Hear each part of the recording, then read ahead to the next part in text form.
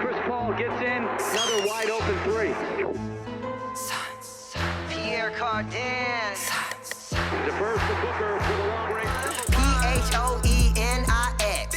Phoenix Suns, and you know we up next. Yeah, we working for that championship ring. We the valley, it ain't nothing but a thing. Phoenix. Phoenix Suns, and you know we up next. Yeah, we working for that championship ring. We the valley, it ain't nothing but a thing. Welcome everybody to season 2, episode 14 of the Aussie Suns Fans podcast. I am here with Hamo and Nate. How you going, Hamo?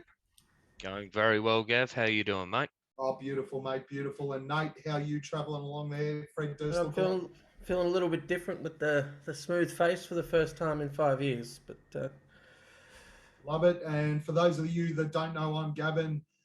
We did tinker with putting another screen in there and maybe just putting like a big pile of shit to replace Boyd, but Boyd obviously couldn't make it. Not cool, bro.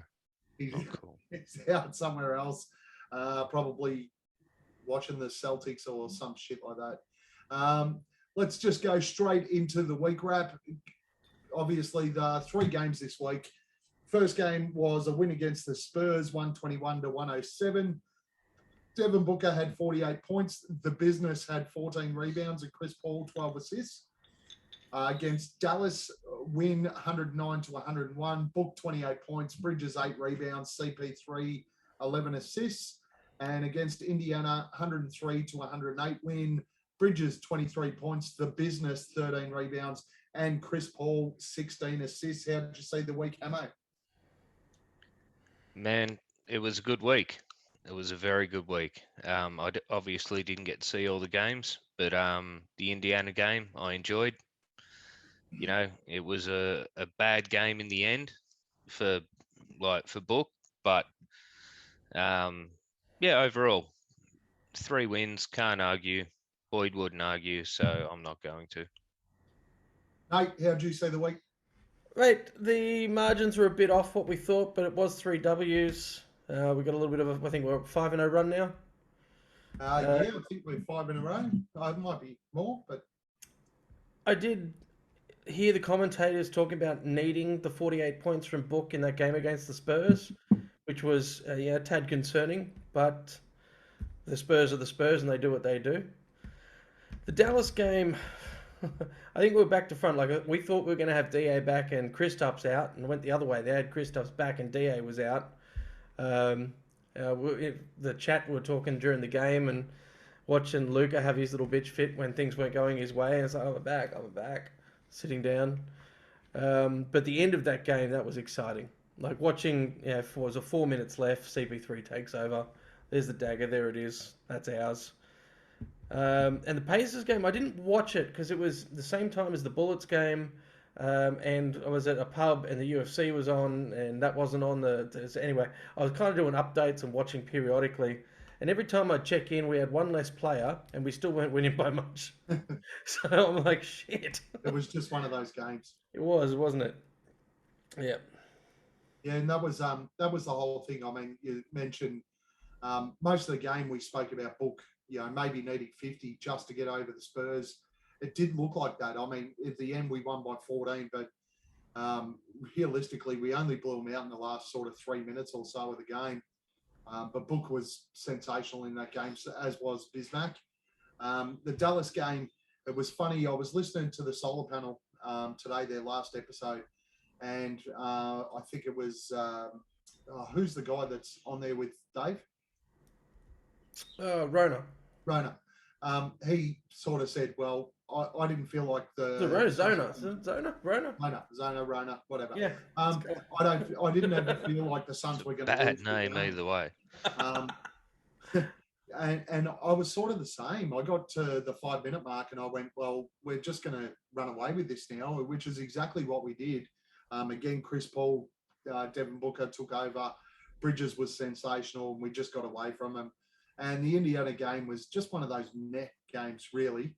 I think we got out to sort of 18, 20 points at one stage. And I think during the last quarter, they got it back to 8. We ended up winning by 10. They did get into They might have 6. got it back to 6. Book was ordinary for the whole game. Bridges and Bismack were the two that did the damage, and Chris Paul obviously just did what he had to do. The couple of injuries are a concern, obviously, both wrist injuries, Jay and Campaign. But overall, it was a week that we just had to get the business done, and we did. Yep. So let's move on to MVP of the week. Only three of us here this week. So we may end up with a stalemate, which means that the pod father makes the final decision, but we'll see how we go. Hamo, who was your MVP this week? MVP player of the week would be Devin Booker. Unfortunately, like I was saying, had a bad game against the Pacers. But, you know, you got to love that he's got humility as well. You know, he went up for that big left-handed windmill and it bounced back out of the rim. And he sort of smiled it off like, you know, it's just not my night. He could have got shitty. He could have, you know, really kicked up a stink and, you know, drawn an attack on someone. But I love that he did that, man. You know, it shows that he's real. It comes off the back of him saying that he's not Kobe. He's not Mamba. Stop calling him that, you know. And inadvertently, he kind of proved it. But, I mean, it was an unfortunate game for him, but he was so dominant in the two games previous to it, man. I cannot say anyone but other than Devin Booker. Very nice, Nate. What's your thoughts, MVP of the week? I do kind of agree with Hamo, but I'm going to go different vote. I'm going to go CP3. You want to talk about who's been an all-star or playing at an all-star level every game. So we're looking for the weeks, so we're looking over the 3 games we assessed. And over the 3 games, the only player to play at an all-star level for all 3 games was CP3. So as spectacular as Book was for definitely the first game and everything he did against Dallas, the chips weren't there. And yesterday's game, as fun as it was to see him understand that and still enjoy it, I'm going to give it to CP3. Hard to argue with that, Nate. I also went with CP3 this week. Against San Antonio, 15 points, 12 assists. Against Dallas, he had 20 points, 11 assists. And against Indiana, he had whatever it was. It's thinking. He had 16 18 assists 18 against 18 Indiana. Double. He doubled again. Points, 16 assists. He did. 4 steals against Indiana. 3 steals hard to against argue with that, man. Hard to argue. He was just, and as you said, all-star level this week. Not only all-star level, top 5 MVP discussion level. And just consistent. Consistently consistent. Every week we say the same thing, Mr. Consistency, right? Yep, absolutely. And he just made sure that we won games when they needed to be won. This week's MVP is Chris Paul. Defensive Player of the Week, we'll start with you this time, Nate. Mate, I had a real tough time with this one because I just gave CP3 the award for consistency. But looking back over the defensive, prowess of our team, there wasn't anyone bar one player that still did the D consistently. That sounds terrible, but that's a YouTube thing. Look, I'm going to go CP3 again because he did consistently apply, and it's becoming undershadowed. We're looking for McHale because we want him to get the defensive player of the year. We want him in that defensive first team. We're looking for players like Busy. We're looking at players like JaVale. But at the end of the day, CP3 just keeps doing what he does, and it's winning us games on both ends of the court. So I kind of just got to throw it that way this week, as boring as that is. No, that's very, very good points, Hamo. Who was your pick this week? I went the opposite, man. I went with Big Busy. He comes in, he doesn't make a big scene about anything. He just gets down to business, gets it done. He's only new to us. He's only learning our rotation, our plays. He's rolling the whole game of things, but he's I love his hustle, man. And all right, might be a little bit early for it, but that's who I picked, Joe. No, fair call. I mean, the business had a really good week defensively, both on the boards and defensively as a stopper. I think he's far more effective on the defensive end than JaVale McGee and Jalen Smith are. So no problem with that. But the winner this week of the Defensive Player of the Week is my vote, which is Mikal Bridges. He probably, and as Nate said, consistency over the 3 games. The Indiana game was probably the toughest one because generally we just give Mikal the toughest defensive assignment. Offensive threat, yeah. And Indiana really didn't have a hell of a lot going on from an offensive point of view. And I don't know whether some of you heard, but there was a clip that went around Twitter by David Kevin where it was basically JaVale McGee spraying everyone, just going, but they can't shoot, so just step back and let them shoot. So that one was a little bit tougher for Mikal, but realistically, he made Luka look silly again on multiple occasions, even though CP3 also supported that. He did a fantastic job on DeJounte Murray, and his active hands and his ability in there. And again, on the solar panel, I don't know whether you heard it this week, Nate, but they brought up the fouls per, like fouls committed per percentage wise for the Phoenix Suns. I've only got 20 minutes into today's pod. Yeah, okay. I've got too busy, so. Which and this was something I actually learnt off, and I listened to it today, so it's fresh in the mind. But leading the Phoenix Suns right now for the least amount of fouls from a player percentage-wise on the court is Mikal Bridges. And this is a guy that defends the best offensive player every single game. That is a phenomenal That's huge. stat. That is a Absolutely big call, man, too, because he's a dog on the court, man. Like he doesn't really let up. So for him to have that stat is just crazy. And I think DeAndre Ayton's our second worst. Obviously, JaVale's our worst because he just, even if he tries on defense, he just fouls people. But I think using DeAndre Ayton as an example, his percentage is like 21% of our fouls on the floor. Mikal Bridges is 14% or something ridiculous like that. Now, for a guy who's defending the best players on the opposition team every single time down the floor, that's a phenomenal number. So I'm going with Mikal Bridges this week, and because I'm the pod father, that's who wins our Defensive Player of the Week. There it goes. Congratulations. We have an additional award that we're throwing in. We're going to start that this week, and it's Nate's idea, so I'm going to let him nominate first. We are going, this isn't a vote, by the way. This is just an individual thing. Each of us get to present an encouragement award to somebody on the Suns roster. So, Nate, you go first. Look, it's an honourable mention. Look, Hamo was just there with Busy for Defensive Player of the Week, and you know what? I've described this last week as a week of one-off mentions and worthy one-off mentions. So I actually had Mikal down as sort of a one-off mention because I picked him for like 2 of the 3 games, and then Busy's had 2 really good games. And then when Booker went the full windmill and missed and smiled rather than like, oh, I should have done that. He's just, I'm having a shit game. And he's just smiled. I thought back to the piss take recently. So I'm in a few different sporting clubs, and one of them's a shooters club. And they've got an encouragement award. And they usually save it for a teenager that's coming through, and they just want to give him a little pat on the back and say, stick with it, you'll be all right, little fella. And the fuckers gave it to me this year.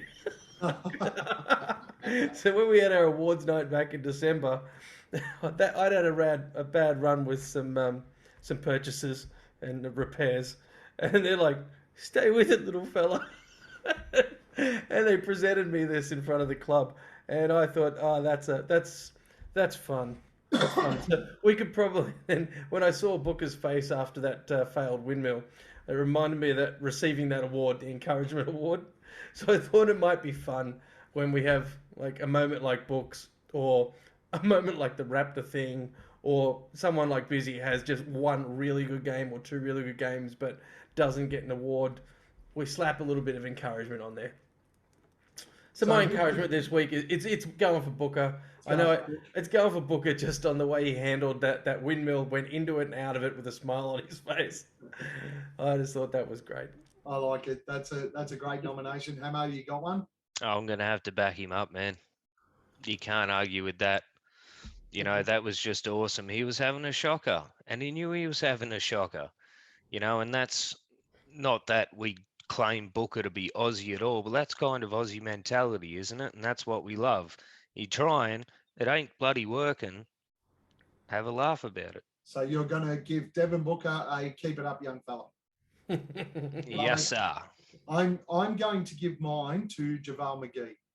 I don't know if everyone saw the video I posted on the page for the Pacers game, but JaVale did the tunnel rev up for the team, revved them all up, beautiful faces. He was ready to roll, and then ran out of the tunnel onto the court, and the rest of the team stayed in the tunnel.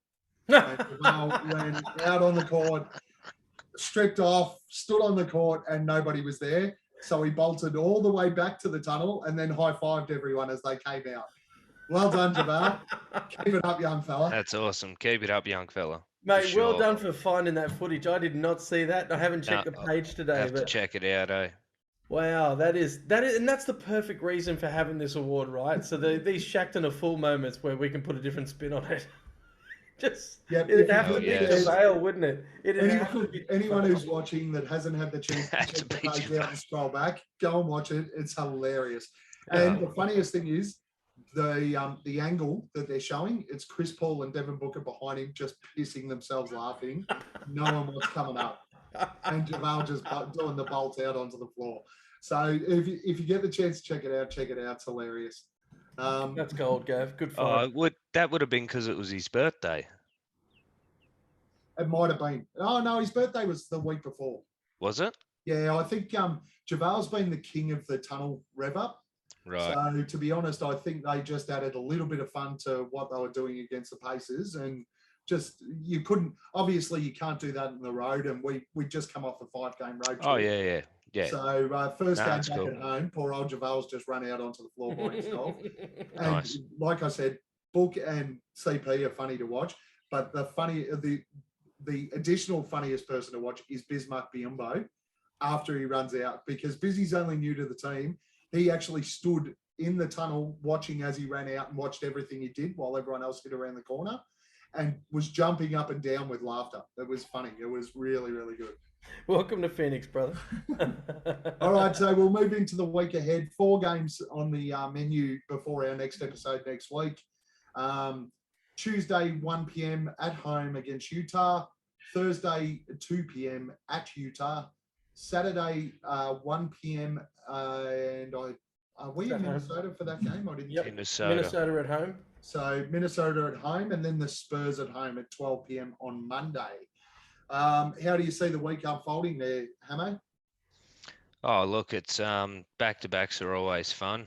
My brother Boyd's not here to tell us about how many wins we're going to have. It's a back-to-back 3 days apart. Oh, well, yeah, it's still same game. I mean, same team. Yeah, look, it's. I can't remember the last time we had a loss. It ain't gonna 7 games ago. It ain't gonna be Minnesota. Put it that way. Why not? Minnesota are flying. Good for Minnesota. No, I just don't. I think we've had a bit of a bad like a bad record against them in the last probably 12 to 18 months.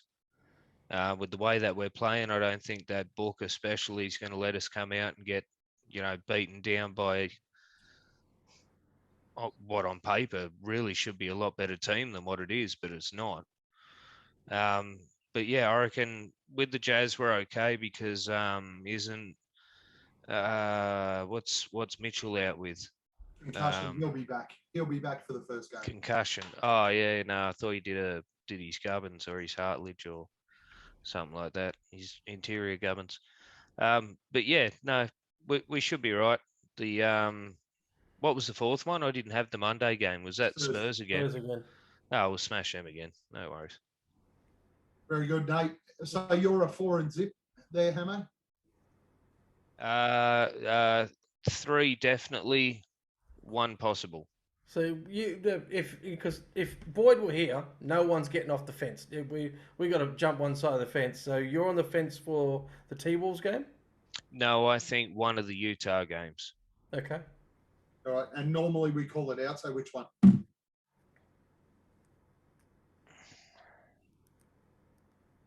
Let's call it the second one. We'll lose the second one. So the away game. Yes. All right. Very good, Hammer. How do you see the week? Hamo just spoke to you, so how about I talk? Nate, Yep. How do you see the week? But I am going to agree with Hamo, though. Distracting me. I don't agree with how he got to the end result, but I do actually agree with the end result. Given the first game, the Jazz at home, I think we have a win. The reason I think we have a win, knowing full well that DA is out, Jay is out, Cam's out, and Cam Johnson is slightly hobbled, Gobert is listed as potential lucky if he plays, because it's a back-to-back for him against the Warriors. Yep. So I reckon they'll rest Gobert in Phoenix, and without him, I just don't see us losing that game with the team game we play. Now, going back to Utah, if we are still out the same group of players, Gobert is back and it's on their home court, I don't see us winning that back to back. I'd love to be proven wrong, but if I'm looking at the outages, I'm saying I'll tick up a loss in that column. Now, given that Boyd got to pull a thumb sideways last week, I thought if I'm looking at this schedule and I'm looking at the T-Wolves game, shit, I'm pulling a thumb sideways. Now, I've got a white picket fence between my butt cheeks at the moment. If I've got to pick a side I'm falling on, I'm going to fall on the win. But that's going to be premised with the fact that by then I think DA is back. If DA is back, even without Crowder and Cam, I think we're positioned to hold our own. I think without DA against the Wolves, we're going to be in a fist fight. But pick the W, and the Spurs have picked a W, but not an absolute flogging, because we just don't flog that team. Even if it was 14 points, it didn't look like it was going to be 14 points. No, that was a close game right up till the last couple of minutes, as per normal. Yeah, I'm also sitting in the same spot as you two fellas. I think that we'll go 3-1 over the next week. I believe that we'll drop the Utah game in Utah. The first game is the Utah have a back-to-back. I think the night before is Golden State. I think we'll win that home. We'll drop Thursday. Minnesota is also on a back-to-back when they play us on the Saturday. So I think we'll get the win there. I think, look, honestly, they were talking about Ayton being back against the Pacers. So I'm pretty sure he plays all 4 of these games. And we should beat the Spurs again. But why rush? Agree. It's the Spurs, and they're always a pain in our ass. So I think we beat them, but it takes a fair effort again. Maybe some CP3 magic down the stretch, which is what he does, or another 48 from Book. We will move on to next subject, which is thumbs up, thumbs down. So I'm handing over to the thumbs up, thumbs down maestro, Nate. Nate, give us our topics. This one should be a little bit quicker because there's only a couple of us, but surely Hamo has to answer every question first, just so that we can watch him do something different to us, because otherwise he'll just jump on the bandwagon. Because he's I have to tell you, I thought this segment would have been dead by now. I thought we would have just done it for a month and then moved on, but it is absolutely. No, this is a good segment. I like it. Absolute favorite segment we've ever done. Thumbs up, thumbs down. I absolutely. All right. Well, we've ended up with 6. We had 5 statements going to this, and I added a 6th one rather than bring it up as a conversation piece during the week recap. Sneaky. So now we've got 6. Sneaky. Yep, I'm gonna be sneaky. We've got 6. There's only 3 of us. We're going to rattle through these and then go back and argue about and given there's 3 of us, at least one of us has to be a dickhead on everyone unless it's unanimous. Sure. All right, so let's just roll straight into it. Would you now consider... Yeah, I'll come back to the order. We'll come back. Would you now consider starting Big Busy ahead of JaVale if or when Aiton is out? We're going to start with the Podfather each time, and then we'll go to you, Hamo. But Hamo's a fence sitter. All the more reason. For me, that's a big thumbs up. Up. Hamo, We'll talk about that later, yeah. would you now consider starting Big Busy ahead of JaVale if and when Aiton is out? That is a thumbs down because people Thumbs listening down. to the audio. No way. Well, I reckon I'm going to go up. And again, there's a word in there. All right. Are the type of fouls Grayson Allen and Tyler Horton Tucker committed this week the most pathetic form of basketball? Gav. Thumbs up. Up. Hamo. Actually, have not seen them. Been way too busy. Sorry, guys. Have you heard anything? I heard it was real bad. The one that Grayson did on Caruso. But no, I'm sorry, I haven't seen anything. I'll So tell you I what, can't. I'm going to go thumbs down, and we're just going to call you a flog, and then me and Gav can debate about who's a dickhead while you sit in the corner. It's not Suns related. It's Suns adjacent. Not everything is Suns related. All right, does LeBron get away with low-life on-court shit just because his name is LeBron? Thumbs up. Should be unanimous, Hamo, and Thumbs me, up. unanimous. Flog. You can sit in the corner with LeBron when we go and hash this out, mate. Awesome. All right, the fourth statement I've got to throw in here. I'm going to say this one's courtesy of Yard Barker. I just was looking for something when we were chatting before the pod here, and this popped up straight on Yard Barker's site. Should the Suns pursue Paul Millsap as he departs Brooklyn? Thumbs down. So for those that don't know, the Brooklyn have come out and agreed Paul Millsap should go away. He wants to go away, so he's moving. And Gav, you are going down. Thumbs down. Hamo, should the Thumbs Suns down. pursue Paul Millsap? Thumbs down. Down. You know what? I'm going to be interesting. I'm going to go thumbs up, just so we can have a chat about it. Next There's one. no need to chat about that. Duncan Robinson would be a great fit for the Suns, and in brackets, if we could pry him from Miami, because he is on the table. So, given that he's on the table, Duncan Robinson would be a great fit for the Suns. Gav. This is one of those ones that I have to answer based on No. the wording. Yeah, this is not to discuss about trade pieces. This is purely, is he a good fit? Should we were able to acquire him favourably? Thumbs up. Hamo?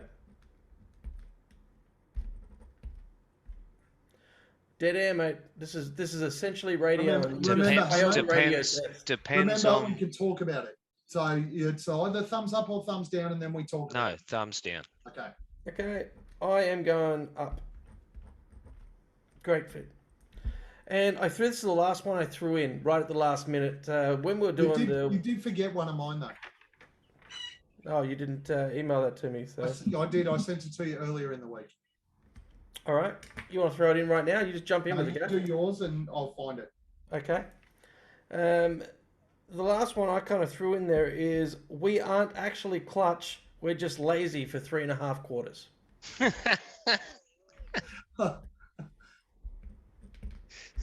Thumbs up. Thumbs up. Thumbs up. That's brilliant. That is brilliant. All That's right, we spot aren't on. actually clutch. We're just lazy for 3.5 quarters. That is And we spot all on. unanimously go, Yeah. yeah. 100. All right, Gav. So you want to throw in a seventh? Last one was based on the current situation, being COVID and everything else that's going on in the world. Would you be in a position to make an Aussie Suns fans trip to Arizona for the NBA Finals?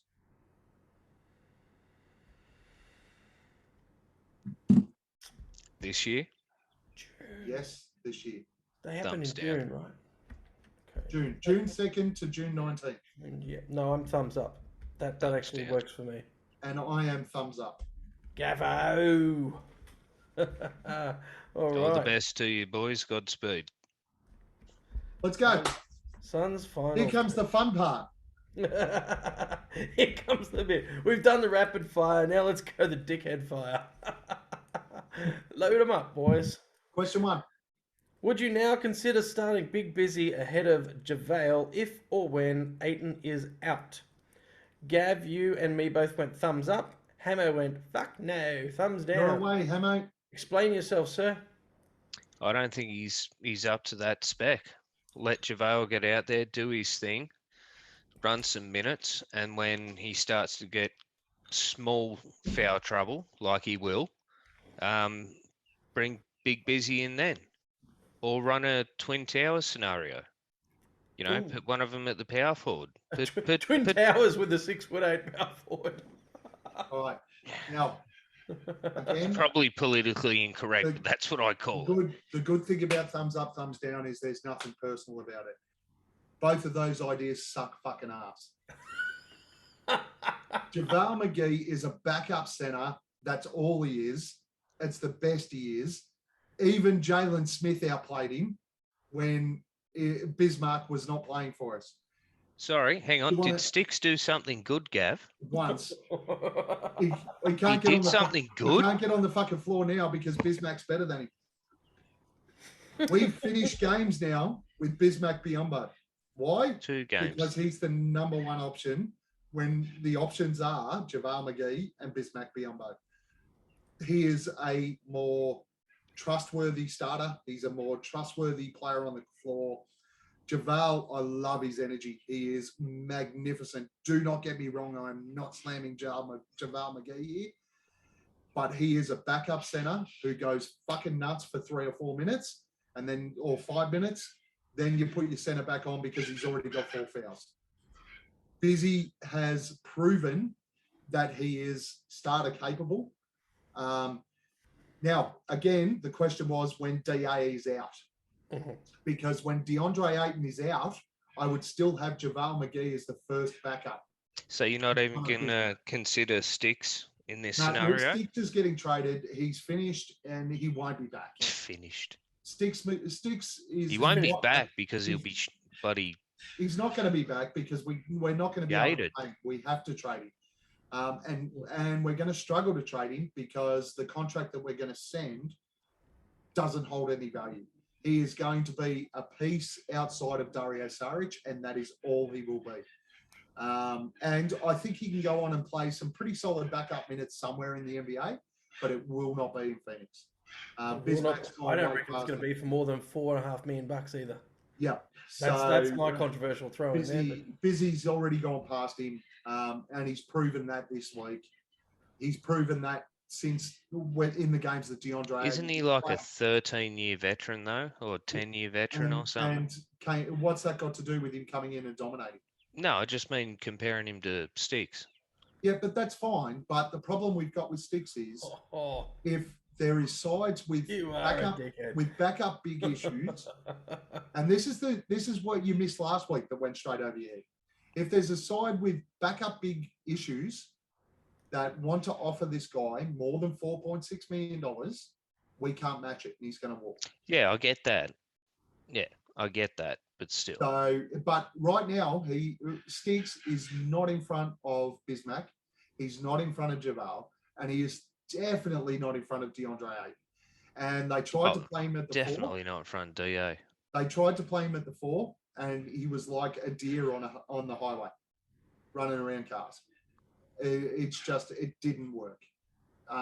Not in, and maybe he could play the 4 somewhere, but in the structure that we have, where we play Jay Crowder and Cam Johnson in that 4 rotation, he doesn't fit that structure that we have. No, he's no Jay Crowder in that type of structure. You're exactly right. And those plays that are designed, he can't do it. But yeah, we're digressing. Yeah. So next scenario where I'm going to be a dickhead.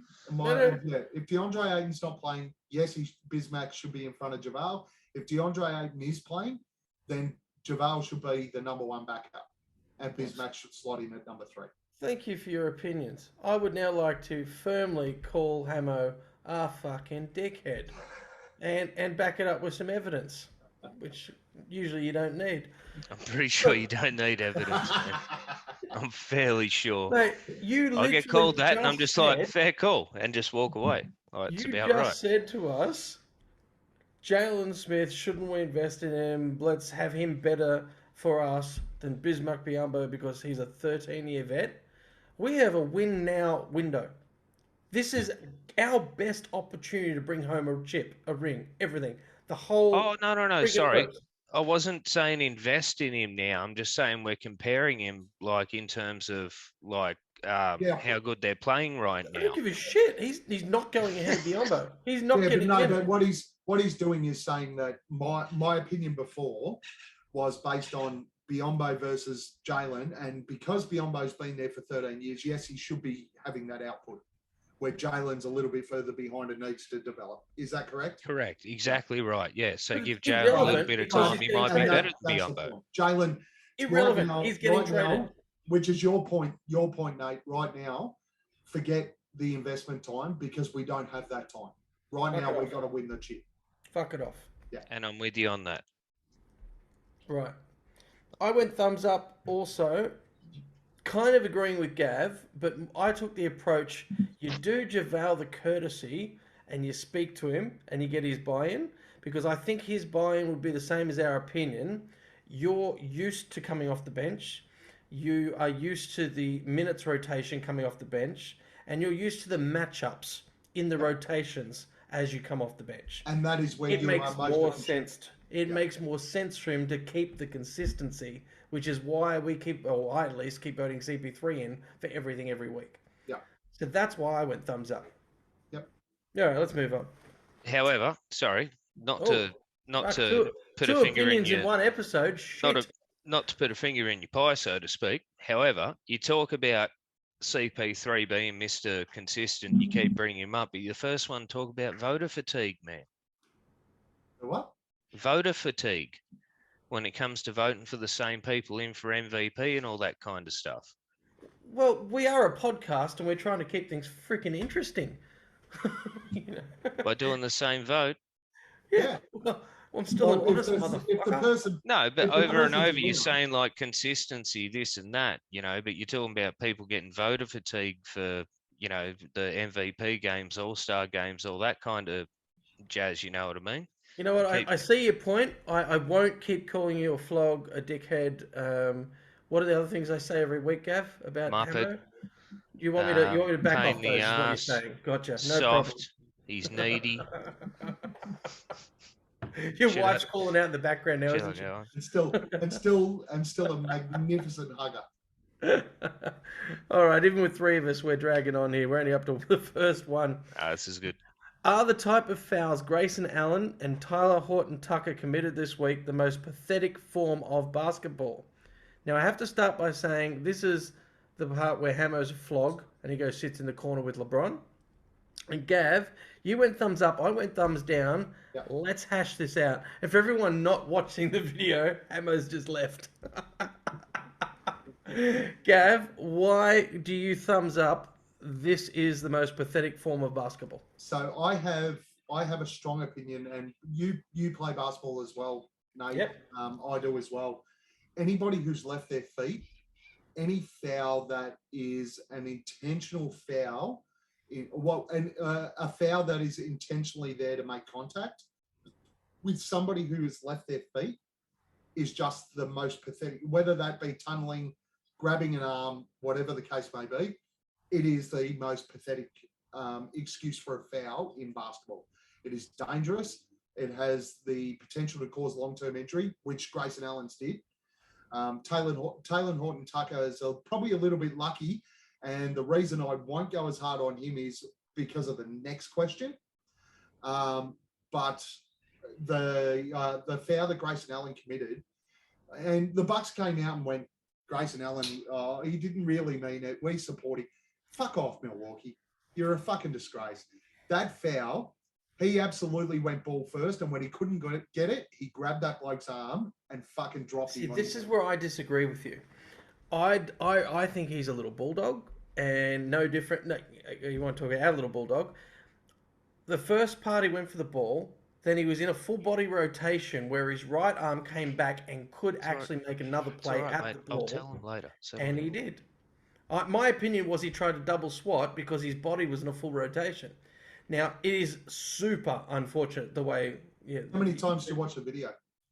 like a few times over, to be honest. Okay. I was sitting And there what watching the about- replay, and I'm like, his reputation aside, and the Double way the over the player fucking- landed aside, just his action, I thought, this What is about where his I action? find it's... What about his body language and his action immediately following it? Yeah, well, that's where his reputation comes in. He's a smug prick. But the actual play on the ball in the spur of the moment, I thought he found himself in a position where he was in a full body rotation. His left hand had already made a play, and his right hand was in a position to make another play, and he didn't quit on the play. That was my argument on that one. Fair enough. I thought it was fairly deliberate. Is I this the thought that Grayson Allen one, Taylor- guys? Yeah. the Alright, Taylor Horton Tucker, Mhm. Taylor Horton Tucker one wasn't as bad, but still, again, It was all ball, hell of but a danger element to it. it did cause the body movement for that landing Yeah. with his head and everything. I was like, oh. And we go back to everyone's former favourite Australian and now one of the greatest vlogs that we exported, Andrew Bogut, when he caught that I knew it foul. was going to be Bogut. when he got that foul that broke his wrist. Similar sort of thing. It was just contact that wasn't needed. Somebody put up the Chris Paul foul on Giannis in the finals last year at the end of the game when he did the alley-oop dunk, saying, well, Booker fucking did this. Oh, Chris Paul did this to Giannis. It's the same thing. To be honest, none of them remember that Giannis did that to Devin Booker when they called a half-court foul and Booker dunked it and Giannis nearly put him through the fucking front row, mainly because the foul was called at half court. The Chris Paul foul was just paybacks.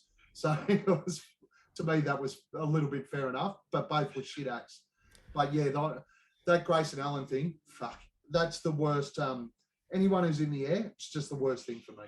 Yeah, but last week we spent a fair bit of time talking about the increasing amount of tech fouls, and this week was no different in how many were handed out.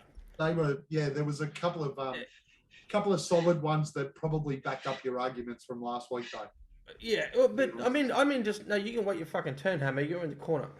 But I went and just looked some things up, just on the general tech foul scenario. So not looking at these flagrant one, is that a hard foul, is it flagrant one thing, but just on a tech foul and a revenue basis.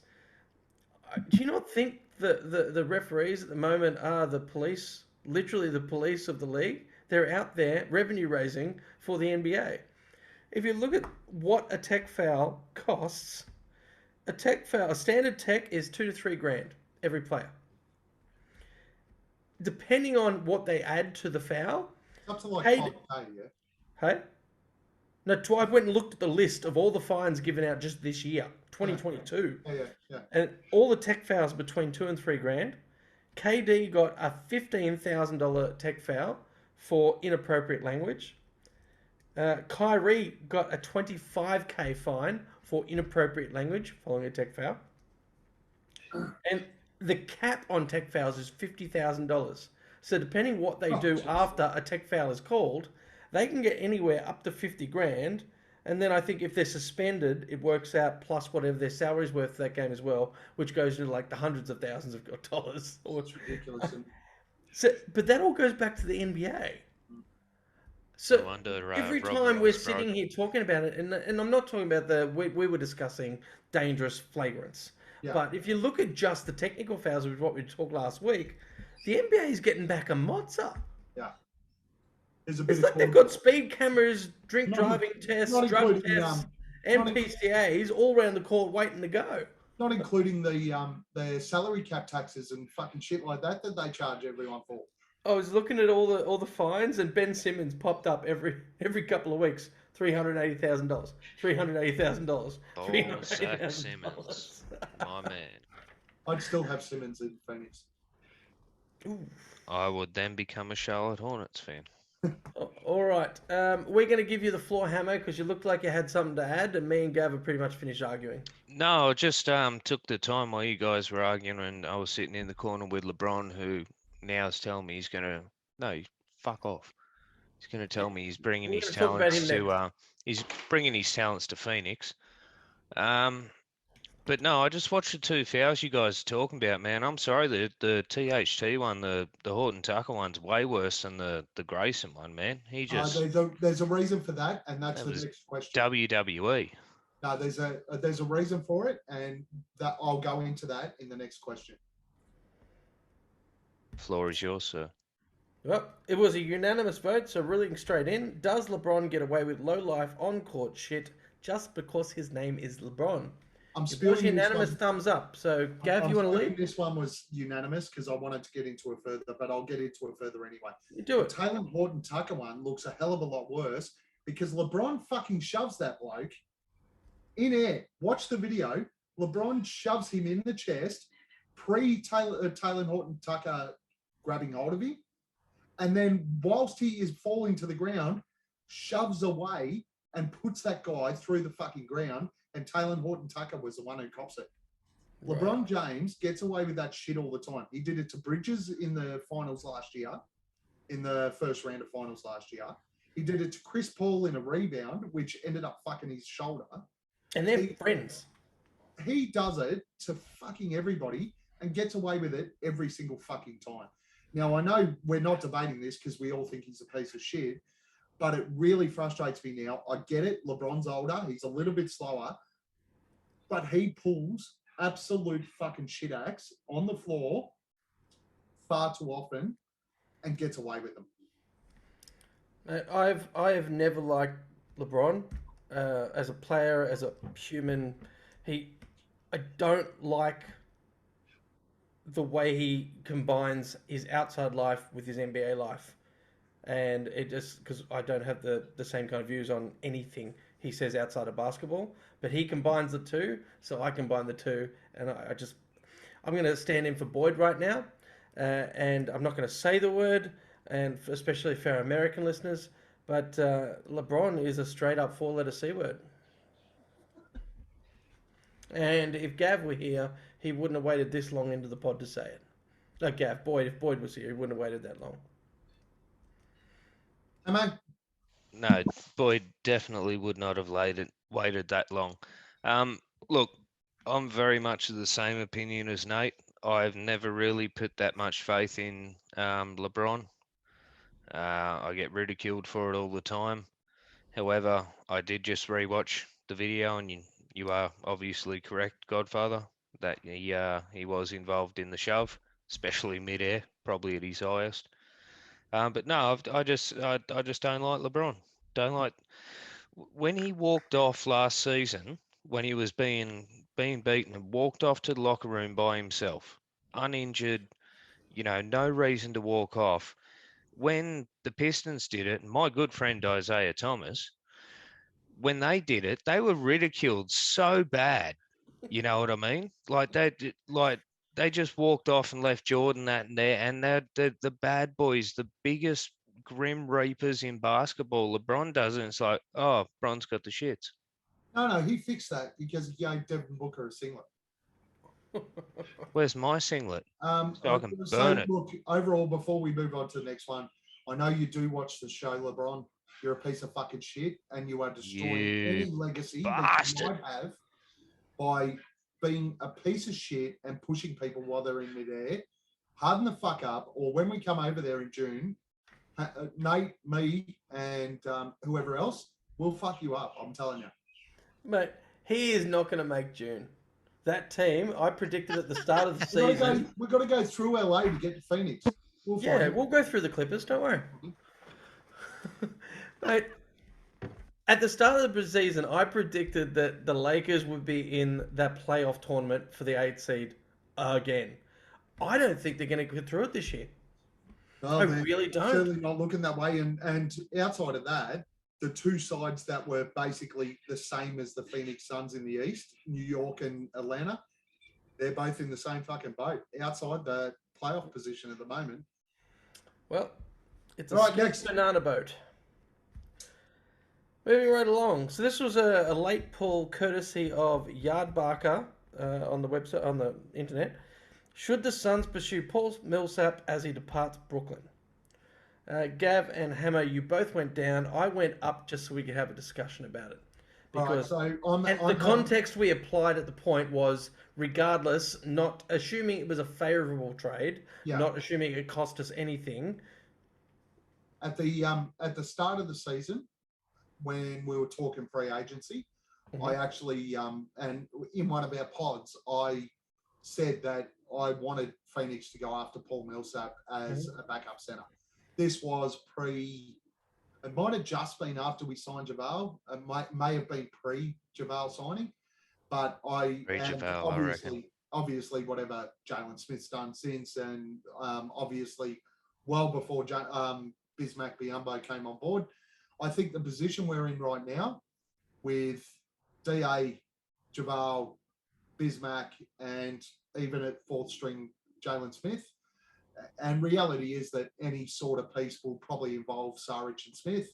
Paul Millsap just doesn't fit what we're currently doing. We already have DA, JaVale, and Bismack. That's enough.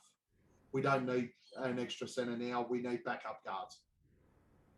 Well, he's not a center? He's a traditional power forward.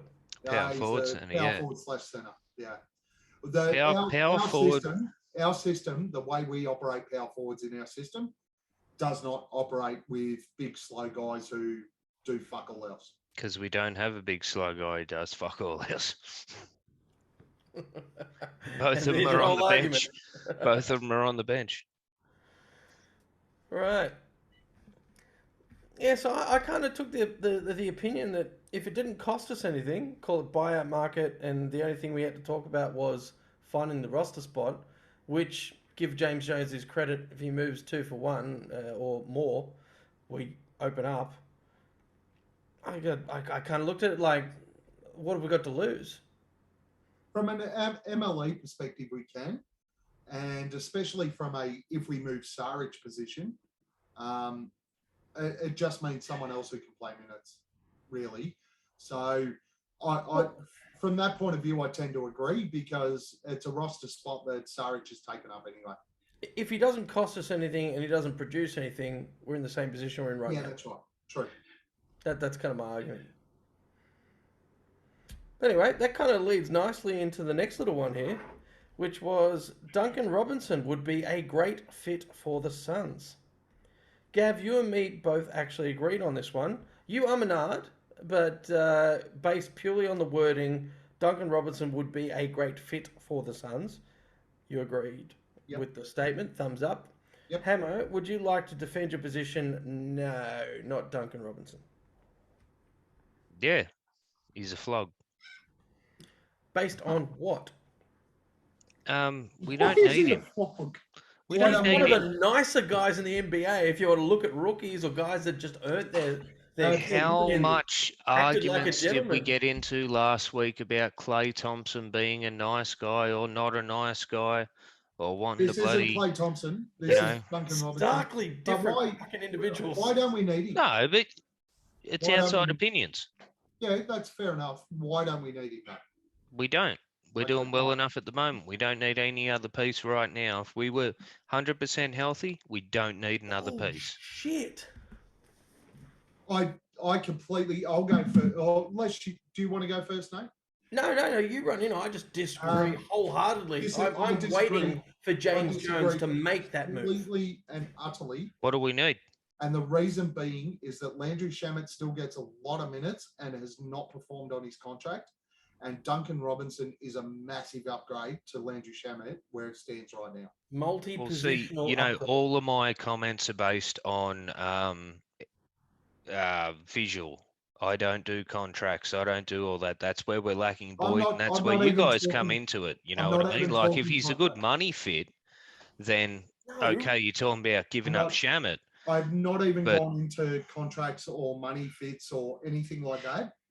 If you are talking a like for like, who's going to slot into our roster right now, and we can't go into that. realistically, I don't think a trade with Miami is going to happen because they're not looking for dead contract pieces like Sarich. No, but that they wasn't part of it. already have dead contract pieces like Oladipo. So they're not looking for dead contract pieces like Sarich.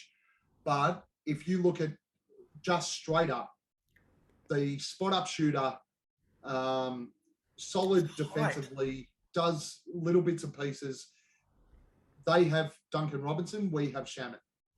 Duncan Robinson is so much more advanced than Landry Shamet right now. It's not even debatable. And that's fine. That was a misunderstood question, funnily enough. No, But if Don't we're have a giving few up a thumbs up piece last to time. get him, then that's a different story. But going out of our way to get him at the moment and possibly losing something was not part of the question. You know what I mean? Like, okay, No, we know we're going to absolutely. lose Everything's Saric, observational. Kaminsky. That's fine. Thumbs up, thumbs Um, down is observational. That's yeah, it. yeah. the context is the argument. That's why it makes Exactly it right. so fun to call someone a dickhead at the end. I still want Mike James. Bring me back Jack Cooley. Oh my Bring god. me back the fridge. We don't need a fifth We may short as well centre. bring back fucking We need the Marquise fridge, Christie, Dragon man. Bender. Everyone needs the fridge. Fuck Dragon Bender. I like Dragon Bender. He was a nice guy. No comment. I can't comment after you've just talked about Dragon Bender. Like, what the fuck?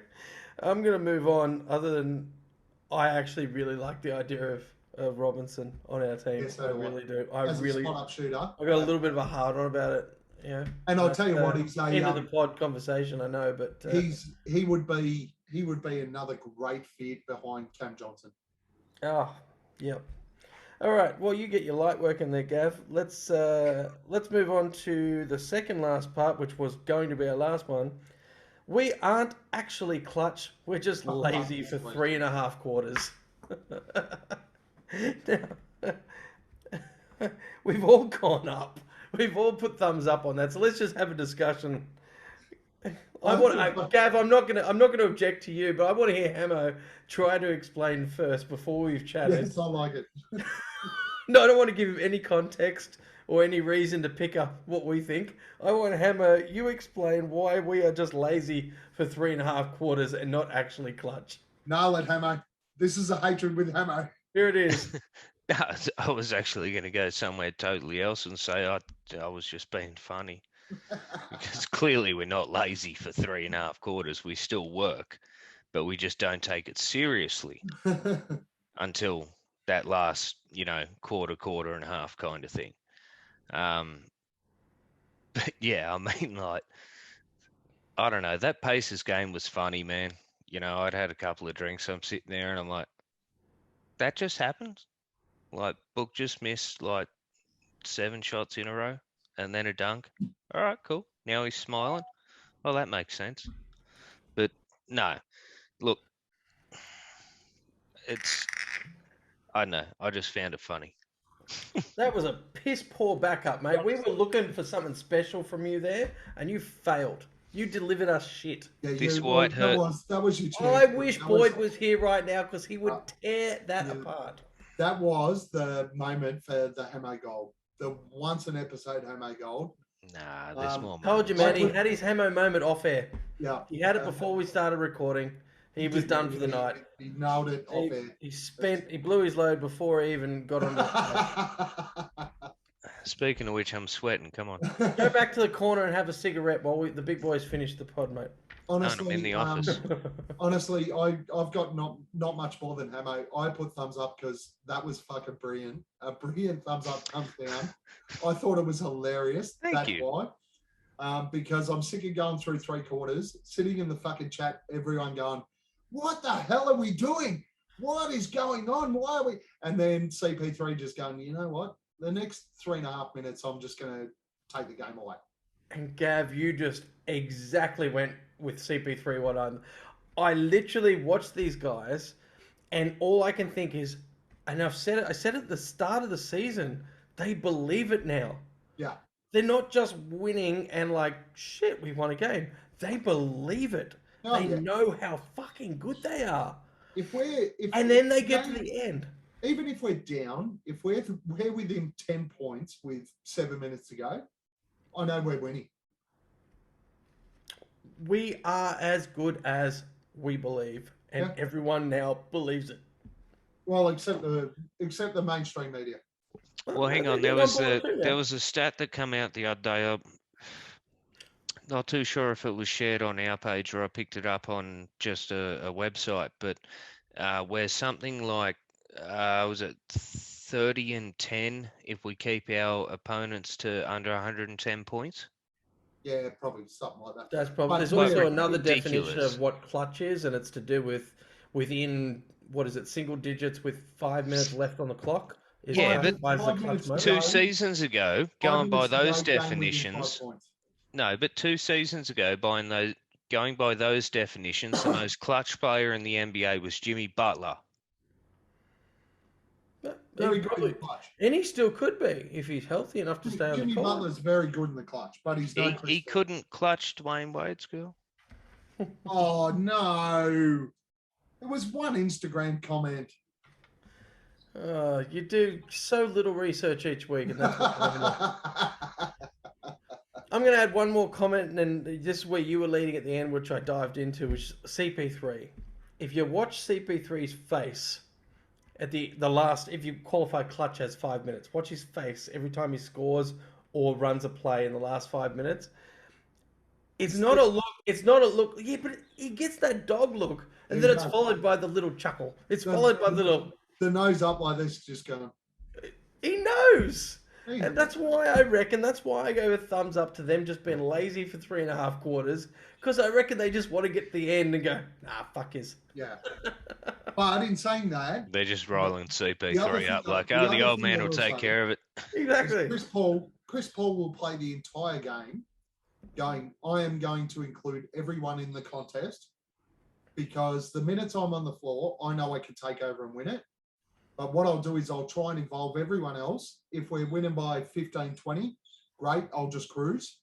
But if it gets to the last 5, I'll just go, fuck this, it's my show now. He does that so openly from the tip, though. Yeah. Like every game from the tip, Yeah. you can see, this is not about me, I'm involving everybody else in the mix. And he's done it now the entire It season, is every so game. obvious. Point Because God. if the bloke wanted, he could do a LeBron and score 40 a game with elbow jumpers, And walk off. 20 shots. All right, let's move on to the last one. Gab, this was the last one that you threw in at the end because I apparently missed it in our chat message.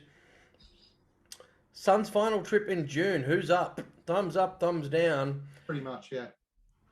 Hammer, I mean, this is going to be circumstantial, obviously. Yeah, it is. Me and Gab are No, both I'm not thumbs up, Jewish, but, man. That's going back 2 episodes off air with Boyd, but that's fine. Would you like to say something else? Circumstantial. Sorry. Yeah. Please continue. We're waiting for you to have an actual opinion. Yeah. No, I'm not fucking It's coming. been a few questions one- now. We're this still one, waiting mate. for you to come up with one. This thumbs up, thumbs down wasn't a dickhead thumbs up, thumbs down. This was to start conversation and drive it into the group. So, Hamo, obviously your thumbs down. It's probably tough for you to get there at the time we're talking or whatever, blah, blah, blah. The reason I wanted to bring this up is my bucket list for 20 years has been going to Phoenix during the NBA finals, being there, getting to home games, as many as I can go to. It's just been my bucket list. I wanted to start the conversation. I've already searched up. So this is my suggestion for those listening. We get a list of people who are interested. We get an Airbnb place, share rooms, whatever else. Airbnb cheap. Gav's just found his writing there. I just found an Airbnb, 5 bedrooms, 2 people per bedroom, 10 people, $8,000, 2 weeks. With 10 people, that's $750 a week each, Australian.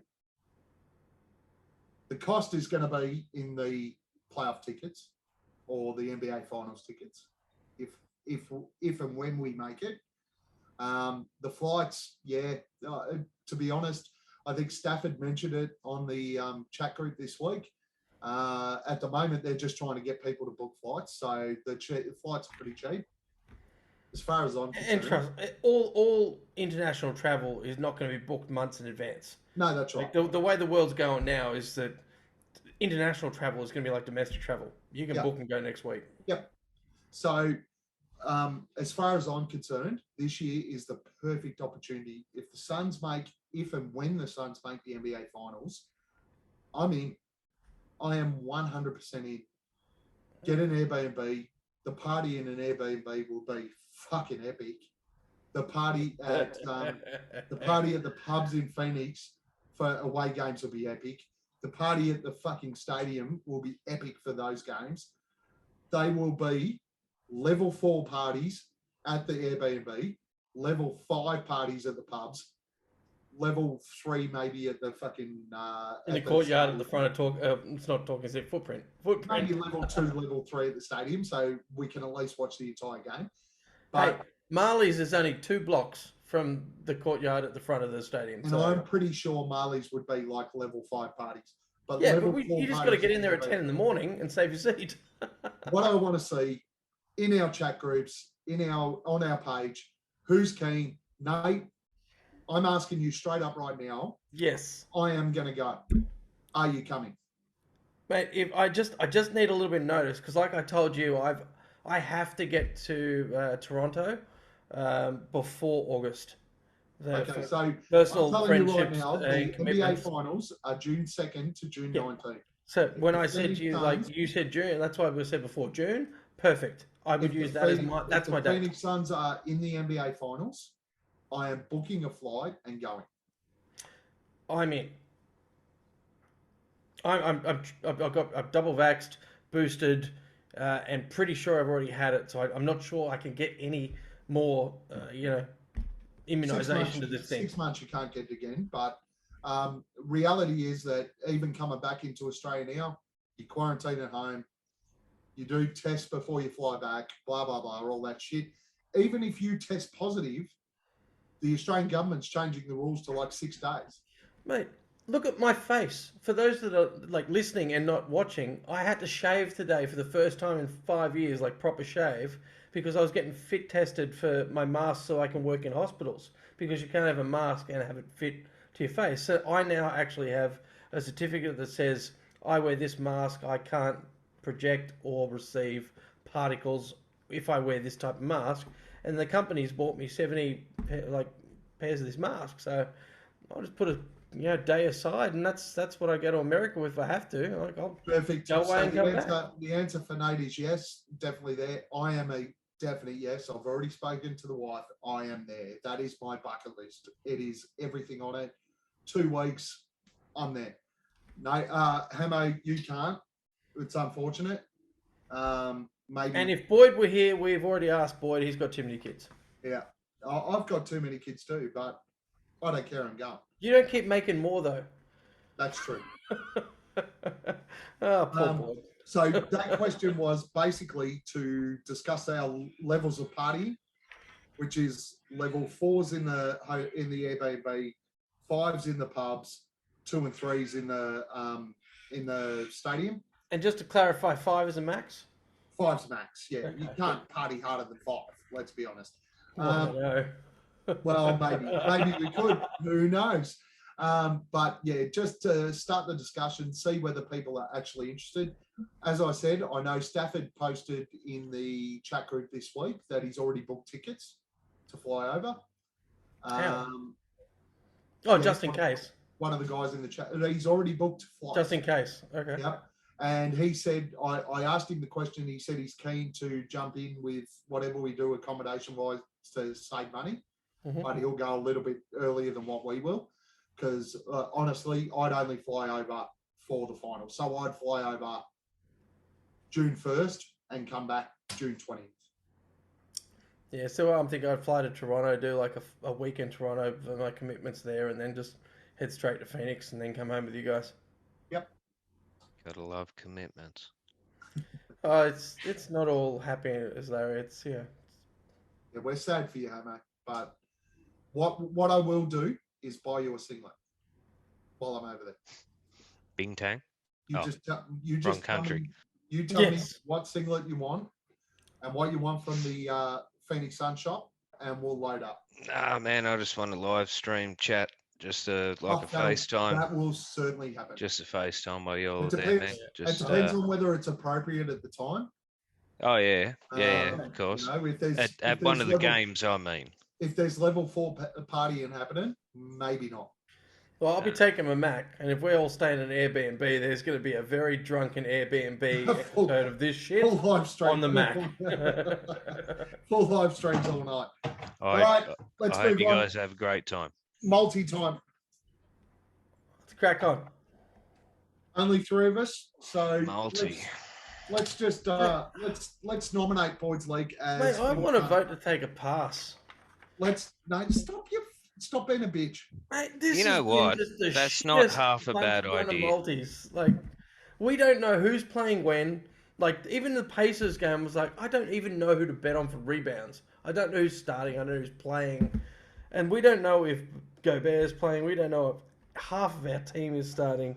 The That's multi true. is going to be shit. What we should bet on in the multi is opposition teams fucking out rebounding us on offensive rebounds. Boyd, you're wrong all fucking week again. We got fucking smashed. Can we bet purely on opposition rebounds? And I'll tell you what, if we allow fucking Utah to offensive rebound against us, Rudy Gobert, we're fucked. Well, hang on a minute. Especially if he's not playing in the first game. Anyway, all right, so we're going to give it a miss this week. Mate, I have nothing of value to add, and we just keep losing money hand over fist from Hammo's account. Yeah. Wrap up, any other comments, anything else? Let's start with you, Hamo. No, just great to see some new members wanting to take part in the chat. You mentioned Stafford. And I will say, Hammer Haim, I think his name was. yeah, Hammer's a young fella from Sunbury too, my town. So welcome aboard, Hammer. Yeah. But we also picked up a couple of listeners from the Aussie Suns fan Twitter this week. One of the guys is from Adelaide and basically turned around and said to me, I didn't even know there was other Suns fans in Australia, which is basically why I started the group. So Exactly. welcome aboard. Yep. We've But been having a great time. We're just about at 500 members, I think. Oh, yeah. And sorry, just to mention, guys, if you want to be part of our group, when it comes up in your information, make sure your number one likes isn't the Charlotte Hornets, because I will not accept you. Rejected. Yeah. Straight up. Seriously. No thing about the Suns, nothing else about basketball. Number one like Charlotte Hornets. And by Hamo the does way- have a go lot fuck of yourself. fucking spare By the time, way, and he will check. additional rule. No, it takes additional 2 seconds, man. It's like, Additional rule Fuck. there. If you are not Australian, you will be rejected from here on in. correct. Just And Aussie that's Suns not fans, being right? racist at all. That No, is it's just it's an for Australian an Sun. Aussie page It's an Australian made Sun. for Aussies. Yeah. And anybody that listens to this shit knows our humour is not quite on par with anybody else in the world. And We've had one or two Americans leave. A couple of Americans have left because our humour does not fit what they. It does not translate, and we do not censor. Yeah. Yeah, we don't censor, and yeah, look, Yeah. Every episode I upload, I have to tick the box that this is not for children. Tick. But have we passed it in this one yet? Okay. a couple of Fs, but no Cs. All right. The, So I can't. No, the never important mind. thing is that we don't care if you've been a Suns fan for this is where we're different to the Yanks. And apologies to the Yanks watching. We don't care if you've been a Suns fan for 2 days. But on your Facebook profile, make sure that you're a Suns fan, not a Charlotte Hornets fan or a Chicago Bulls or whatever else. We welcome everyone. Aaron, who's one of our favourites on the page, did not even support the Suns until the playoffs last year, and is now our biggest contributor of Suns content outside of 100%. the admin on the group. So we're Aussies. We're all inclusive. once you jump on board the Suns, you are part of the Suns family, especially the Suns Aussie fans family. But please don't have on your page that you paid for someone else. You're a fuckhead and you're going to get deleted. If you're going to get on the bandwagon, get on completely. Some of us have been pulling this trailer for a long fucking time. Oh, yeah. Yeah. All right, Nate, any last comments? Yeah, I do. Look, something we spoke about in the chat offline before with tonight's pod, I threw a pretty abrupt opinion in there, so was should we have brought a fourth person on tonight? And to be honest, you guys were talking about this like 2 hours before we're going to do it. I'm like, no, I'm the poor schmuck that has to tidy this up and make it look good. So in that, we have had an episode before where we spoke about how we involve the Suns fans page. Boyd brought it up, and then we had a bit of a chat about it, and we did agree on something, and I think it still has a merit that we want, like you said, Gav, you created this for the point of unifying actual Suns fans. We only do this pod for the Facebook group, essentially. This is the reason we do it, is essentially for the Facebook group, and thank you to everyone else that pays attention. But why not anybody that does watch the YouTube footage, listen to the pod on the audio channels, if you want to do an interview with any one of us and actually have your involvement in the pod, get in the conversation, let us know. Either direct message, jump in the chat. Well, there's usually someone from the admin that picks up on everything in the chat. Let us know you want to be involved in the pod. We'll do a one-on-one recording outside the live recording, and then we'll snippet that, and then we'll slide it in, and we'll input it into the final product. Because if it's already recorded, I can slot it in really easily in an edit. Even in the middle of an episode, that's not even an issue. It's just a matter of trying to do extra stuff on the fly. It's a bit tough, but throw it in the message stream. If you want to be involved, let us know, and we'll get you involved. And if it's whatever you want to talk about, let us know. Go, oh yeah, there's no agenda. I want to do a segment, 10 minutes on this. Let us know. We'll do a one-on-one recording. We'll slide it in, and then we'll talk about it afterwards. But it's really hard just to get other people in. All of us have done a lot of upgrades on what we do to make sure that the pod looks professional and great, and everyone enjoys it. Some of us are still working on our lighting situation. Yep, we're still working on my garage lighting situation. But we really want everybody to jump in, and if we can get one person every week to do a 5-minute segment, we'll be wrapped. 10-minute segment, we'll be wrapped. I'm going to give a quick call out to a mate of mine that lives around the corner here, Steve Voss. Bossy. Bossy. One of the originals. We originally met by complete random. I was at a country festival. I'm in my full redneck gear. I'm sitting at a furniture place because I bought furniture from this guy. He's like, if you ever buy furniture from me, every festival afterwards, you come back, you get free beer. So I go back to his stall and I sit on his furniture and he gives me free beer. So we're just sitting there drinking beer, and Vossi walks past in a Suns cap. And I'm just like, people don't wear that. This is like 5 years ago, right? People don't wear Suns gear. So I've called out to him, and he thought I was trying to sell to him. Anyway, he's come over, and we started chatting. Not only is he a Suns fan, he's a Brisbane Lions member. I'm a Lions member. He likes AFL. And he lives 2 blocks from me. So we got chatting. Now he's in the group, but I know he used to work for Virgin. And he was actually one of the originals in the group. Yeah, the OG9 that we had. Yeah, he is on point with everything that's going on with Suns, and he has been to Phoenix. I think the last time we spoke, he said at least 9 times, because he worked for Virgin, so he got cheap flights. Yep. But he's to the point where he's like, I've seen everything in Phoenix. I want to go other places and then watch them play in other cities. So. Like, I'd love to get Steve on for a quick interview just to get a couple of stories from his trips to Phoenix. Hell yeah. And that's what we're saying. Anybody that's in the group, we don't have to have an agenda about who your favourite Suns player is and all the rest of that. You name or who your favourite pod member is either. About anything. You name the agenda for 5 minutes, you lead the story, we'll record it and throw it up. Absolutely. Just mind your fucking language. Yeah, cunts. Yeah, that record is still set. I can't believe someone timed it. Was it minute 43? Took Boyd to say the C-bomb? That's just brilliant. Man. I knows? just Straight in. I had to Unplanned. throw it in there so you could tick the box. That is the only C-bomb officially for the episode. I'm still going to tick the not for kids box, but you know. All right, everyone. Good idea. Follow, like, subscribe, comment, all that stuff we ask you to do. We generally have quite a few of us that watch. We still only get 1 or 2 likes and every now and again a comment. So just comment. You guys are the best. If you're sitting there on YouTube or on Spotify or whatever, click like. There, we've got enough. Log in first, but We've got enough. It's of not you hard. watching where all you have to do is go like. It's over.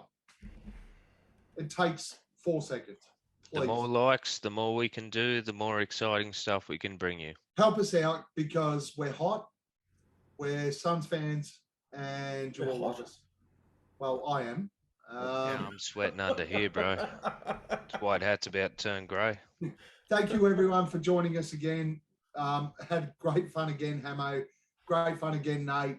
Loved Can't it, wait for guys. next Thank you. Next Monday after 4 games this week. And hopefully Boyd will be back so that we don't have to put in like a piece of shit as our 4th window. See you next week. best part of a Monday. Love you, Boyd. Hey, this is Dave King from Brightside and the Solar Panel. I want to give a special shout out to your Aussie Facebook group for Suns fans. Good job. Keep up all the hard work, and we'll see you on the Solar Panel when you guys watch again.